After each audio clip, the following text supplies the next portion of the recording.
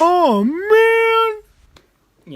Kylo's leaning towards the dark side, but if I'm correct, again, comment below if I'm wrong. In Empire Strikes Back, when Luke was in training, Yoda had the exact same hint of it. So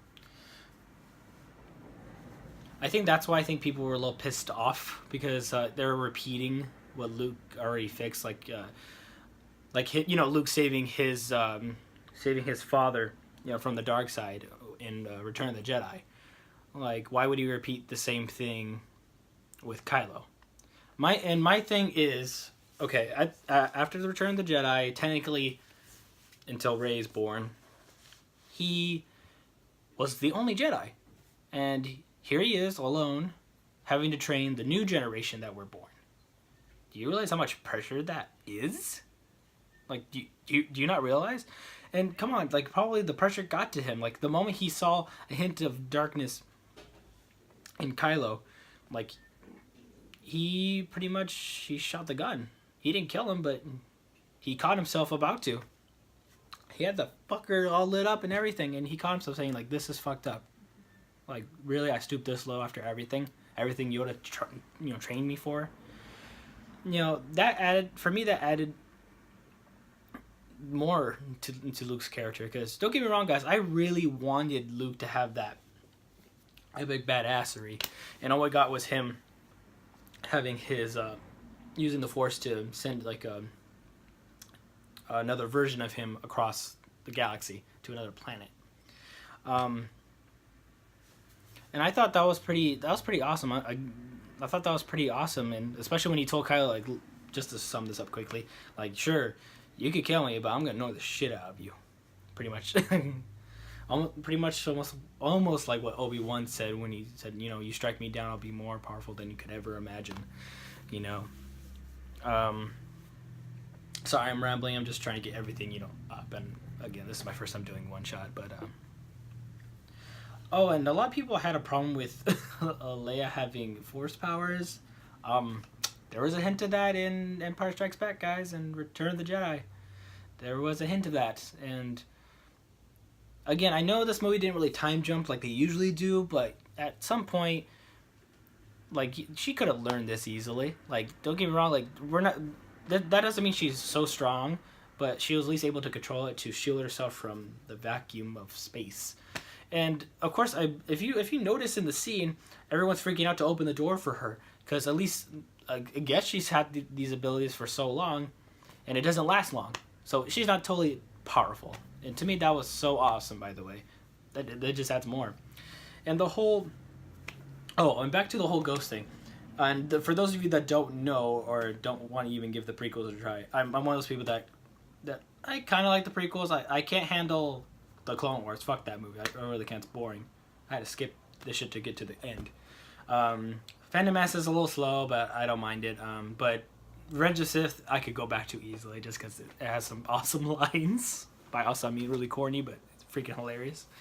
But anyway, if you remember in episode 3, Obi-Wan went to go to General Grievous's hideout in this like little cavern, and he's talking to one of the generals that was there or something like that, asking him, if he knew the whereabouts. And during this time, he's refueling. You see him get back on his ship and fly away. Like, you literally see him fly away, but then cut down to another shot where he's just looking up at himself flying away. And at that time, we didn't get the answer we wanted. Now, I don't know if you guys knew about this or anything, or if there was something online back in the day when that movie released. I didn't hear anything at the time. So everyone, even my class, I was still in, I think, in elementary or something like that when it came out. My class didn't know what happened. Like, did he make himself a clone? A clone Obi-Wan or something like that? Or was it a hologram? That's what we figured. But no, it turns out he managed to to use the Force to make another copy of himself. And that's what pretty much Luke did. So it is officially canon in the cinematic. And I thought that was nice, because that was the one unanswered question I never got about episode 3. That was the only thing that probably, besides some of the other shit that we could complain about the prequels, but that was like the major one that really bugged me. What am I missing here? But But no, Luke's death for me was great. Like he went in peace, like Obi-Wan. He's one with the Force now. He was finally at peace. I'll put a link in the bottom below on this YouTuber I watched. He put a good point to it, and I didn't really pay attention when seeing it because I was like nerding out and shit.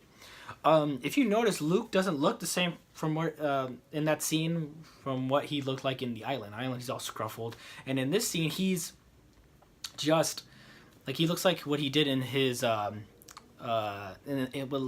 he looked like in the past when he was training Kylo. And if you notice, he was holding a blue lightsaber, and of course before that, Kylo and Rey freaking split that fucking lightsaber apart. And what Chris Stuckmann said, again, I'll leave a link below if you want to check it out. Pretty much what he said was, that he wanted Leia to see him he knew he was not going to make it, especially like phasing himself all the way to the other planet.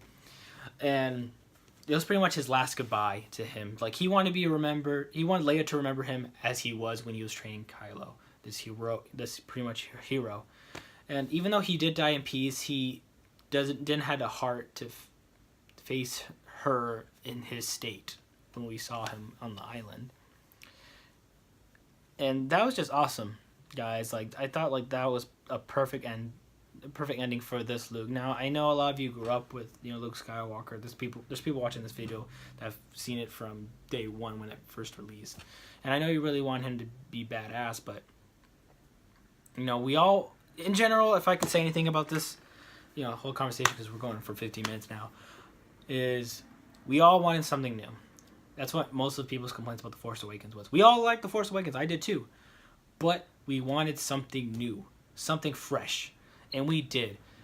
And in my last review, I said that it went beyond my expectations. Because you know why? Because it knocked all my expectations. Like, it didn't even acknowledge them. Like, the only thing I got, the list I had was, I wanted to see Luke do something badass, of course. I wanted an awesome lightsaber battle. I wanted to know who Snoke was. And they didn't tell me who Snoke was. They didn't tell me. Luke didn't get he did get a badass scene, personally, in my view. But I did get an awesome lightsaber battle, but it turned out it was Kylo and Rey teaming up, which, so awesome, guys. I could rewatch that scene over and over again. And as for Snoke, I don't want to forget that. Andy Serkis was great as Snoke, but that fool was fucking cocky. Like, he's just flying around Rey and shit and whacking her with his lightsaber. That sounded kind of wrong. Ignore that.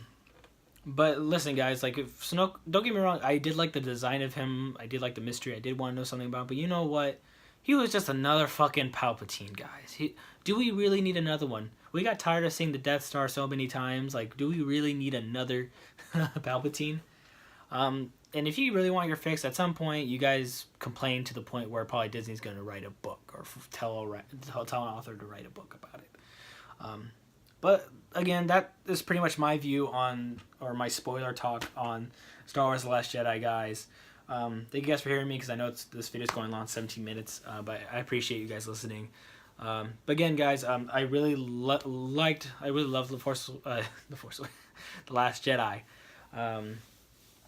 I really did like The Last Jedi, guys, and again, I still give it a 5 out of 5. It is one of, I'm not gonna say overall Star Wars, but as for the new films that we're getting, now, out of the new ones, this is one of my favorites. The Rogue One was my favorite, and I got a lot of flack for liking that movie.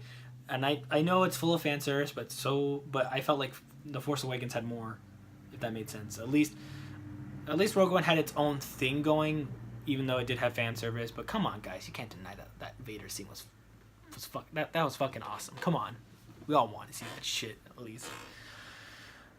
But it almost felt like a war film. The cinematography was wonderful, but again, that's my opinion. But now I really love The Last Jedi. But guys, let me know in the comments below what you thought of The Last Jedi. Again, if you don't like it, you just don't. If you don't like it, not to if if you just don't like it, that's perfectly fine, guys. We're all we all have our opinions. I there's a few movies that I like that no one else likes, and that's perfectly fine. If anything, I get more kick out of it for liking it, and whatever movie you like that I don't, you get more kick out of it, and that's cool. But anyways, guys, thank you guys for listening. Catch you guys later, and again, if you want to keep updates with me, and I promise I'll try to keep, again, it's just the holiday season, I'll try to keep up with my updates. But if you want to follow me on Instagram to keep up with updates and behind the scenes shit, follow me right here, and catch you guys later.